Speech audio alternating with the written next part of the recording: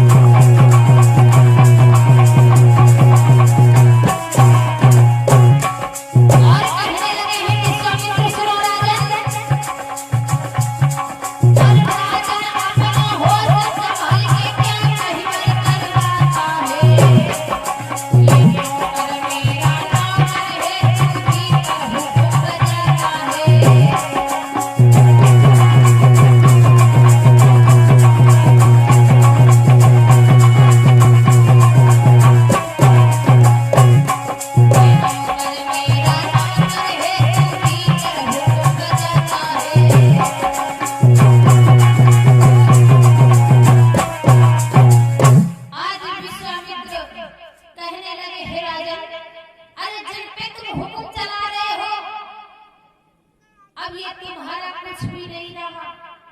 जैसे राजा हरिश्चंद्र गद्दी पे बैठने के लिए पैर को बढ़ाया, विश्वामित्र ने क्या किया, राजा हरिश्चंद्र का पैर नीचे डाल दिया और खुद जाकर के गद्दी पर बैठ गए।